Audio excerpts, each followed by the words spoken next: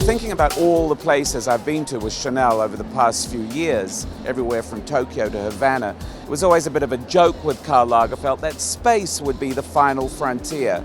Well, today he went there. So you finally did it. We finally went to space. Exactly, because it's not that great down here for the moment, so we better go somewhere else. Huh? Was that really what you were thinking, though? That this is the great escape, space, isn't it? Yes, but you know, I started this set 6 months ago. To build this, it takes 6 months. Huh? It's not something you can do in 2 weeks just before the collection. Huh? Why were you feeling space right now, though? Because there is this Frenchman up there, whom I like a lot. The clothes have nothing to do with it, but it's how could it, to evade from down to earth trouble, boredom, whatever going on, and that is the only part of the universe we don't know.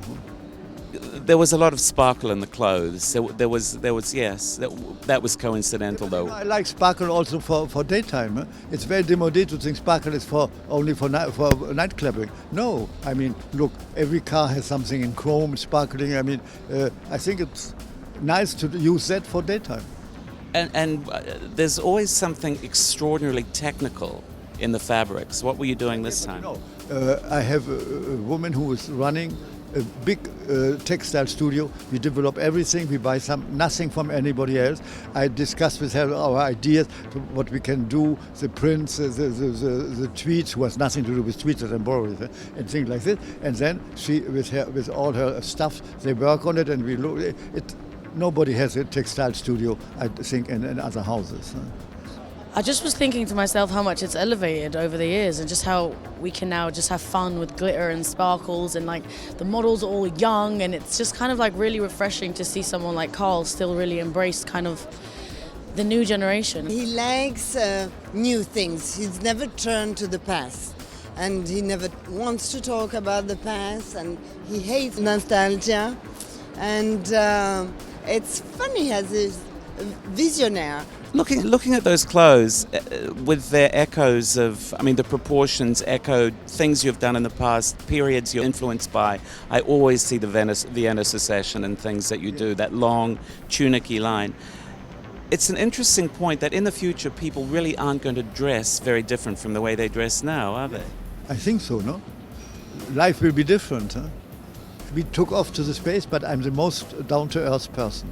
Did you ever was there ever a moment in your life where you wondered what it would be like to be in space?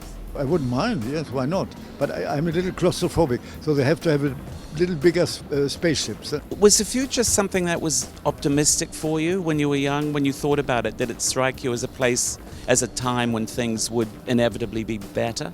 I must say, you know, the way of thinking and imagining the future when I was a child and even later is so completely different from what it finally became, that in fact what happened to the world, what happened to me, even in the business, maybe I have a lot of imagination, but not that much. It's a bit disappointing that human beings are a little bit limited in their outlook, that the world is full of wonder, and we just don't see it. It will become worse and worse. Huh? They see only the screen. Huh? They don't see the world anymore, and I don't know if they'll see the space. Huh? Are you optimistic? As far as I'm concerned, yes. Huh? I live in a very privileged world, completely unrelated to reality. Huh? It's a day-to-day job, so you cannot ask yourself, is it special, not special? If it's special or not, you see that later. I mean, that was a time, when you think about it, when people had such a clear image of what the future was going to be like, and it just turned out to be different. Huh? There was no dash and nothing like this. Huh? I think we're scared of that kind of change. Humans are scared. They need the security of the familiar. Future to your imagination and not to your fears. I would imagine you know exactly where we're going next time already, don't you? Yes, of course, but I'm not telling you.